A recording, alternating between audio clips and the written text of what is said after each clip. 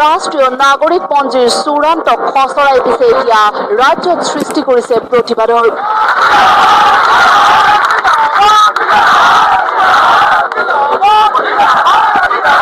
বিধানসভাৰ বাহিৰে ভিতৰে এনআৰচি বিৰোধী প্ৰতিবাদ বিধানসভা কক্ষৰ প্ৰৱেশ দ্বাৰত প্লে কাৰ্ড লৈ এনআৰচি বিৰোধী প্ৰতিবাদ বিজেপি বিধায়ক হীনাদিত্য দেৱৰ শৰৎকালীন অধিৱেশনৰ দিনাই প্ৰতিবাদ মুখৰ হ'ল বিজেপি বিধায়কগৰাকী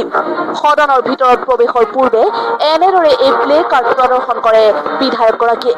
মূলতঃ এনআৰচিত লাখ লাখ হিন্দু নাগৰিকৰ নাম বাদ পৰা কেন্দ্ৰ কৰি এই প্ৰতিবাদ সাব্যস্ত কৰে বিধায়কগৰাকীয়ে ইয়াতে লিখিছো my lord do not discriminate your own children আৰু লিখা আছে যে Hindu born in India state coordinator NRC Prateek Hajela ডাঙৰীয়াক যিটো নিৰ্দেশনা দিয়া গৈছে যে কোনো তথ্য দিব নোৱাৰিব বিধানসভাত সেইটো দুৰ্ভাগ্যজনক আমি যদি তথ্য নাপাওঁ আমি আগন্তুক দিনত আমি ৰাইজৰ ওচৰলৈ কি কথা ক'ম যদি তথ্য দিবৰ কাৰণে মানা কৰিছে তাৰমানে এইটো বুজি ল'ব লাগিব যে এনআৰচিত পুৰা ভুল আছে তাৰমানে এনআৰচি এটা ট্ৰান্সপাৰেণ্ট নহয় এনআৰচি যদি ট্ৰান্সপাৰেণ্ট নহয় এনআৰচিক যদি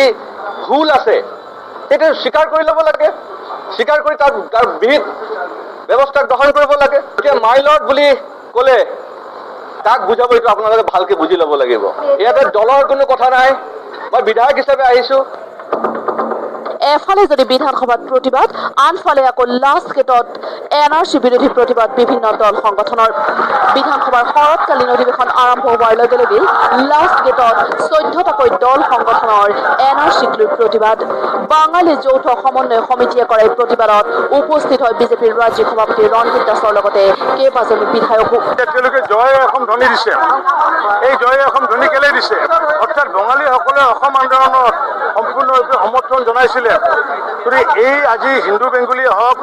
বা আজি ভাৰতীয় বহু ভাৰতীয় আজি যি চুতীয়া কমিউনিটিৰ যি মানুহ আছে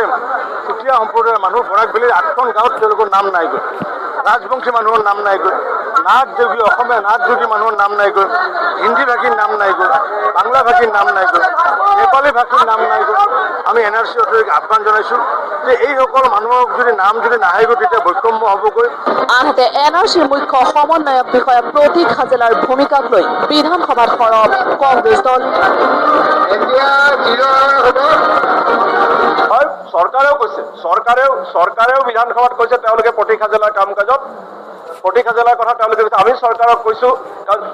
প্ৰতীক হাজেলাৰ যিটো শপতনামা সেই শপতনামা চৰকাৰে সহমত পোষণ কৰা নাই চৰকাৰেও ভিন্ন শপতনামা দিছে আৰু প্ৰতীক হাজেলাৰ যিটো শপতনামা দিছে সেই শপতনামা মহামান্য উচ্চতম ন্যায়ালয়ে চৰকাৰৰ লগত শ্বেয়াৰ কৰা নাই আৰু সেইকাৰণে আমি কৈছোঁ যে ৰাজ্য চৰকাৰে যদি প্ৰতীক হাজেলাক অপসাৰণ কৰিবলৈ প্ৰস্তাৱ আনে সেই প্ৰস্তাৱক আমি পূৰ্ণ সমৰ্থন দিম